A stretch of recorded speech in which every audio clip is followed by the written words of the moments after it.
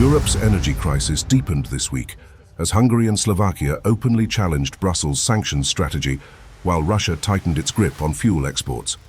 Diesel shipments were partially banned and a gasoline export freeze extended through 2025, following Ukrainian drone attacks that crippled nearly half of Russia's refinery capacity since August. Speaking at the Hungarian-Slovak border during the 130th anniversary of the Maria Valeria Bridge, Slovak Prime Minister Robert Fico delivered a pointed warning about the human and economic cost of severing Europe from Russian energy.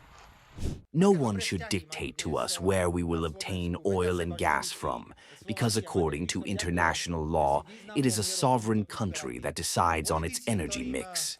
As the Prime Minister of Hungary, the political ideological decision to completely cut Europe off from these pariahs of Russia's supplies will not only harm Hungary and Slovakia the most, but will significantly damage the entire continent.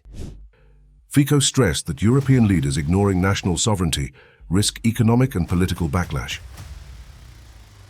Politics platform. Politicians who care about the future of their own country know well what threats and dangers lie ahead of us. Those kinds of politicians whose attention is important, the fate of their nation and what will happen to them.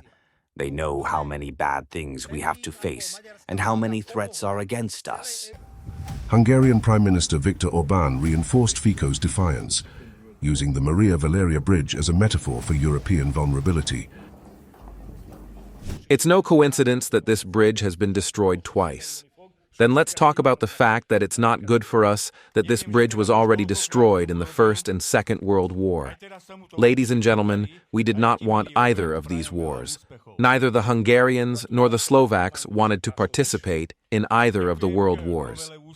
Yet, we were sent to the front, and our lives were turned upside down for imperial interests. With the rebuilding of the bridge, both nations expressed simultaneously that they do not want any more bridge-destroying wars in Europe. Orban warns that Brussels' push to confront Russia militarily forces ordinary Europeans to bear the cost of a war they do not want.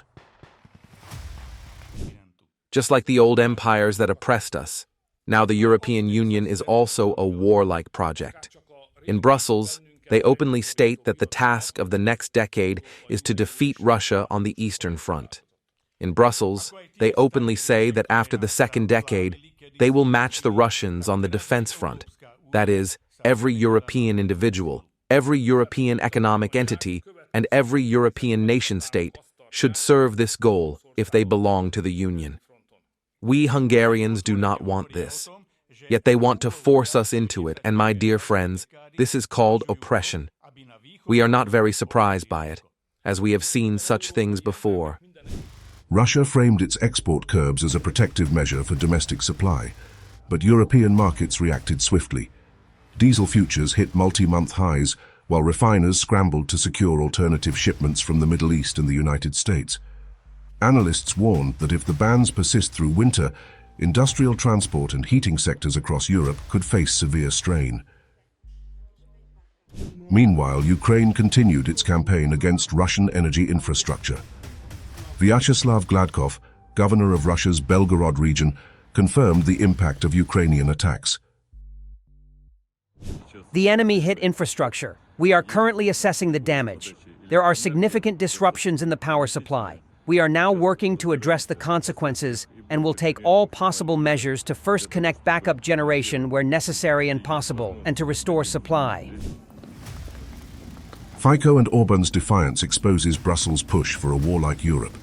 Ukrainian strikes and Russia's export bans leave the continent vulnerable, showing that pipelines, refineries and drones now matter more than EU mandates.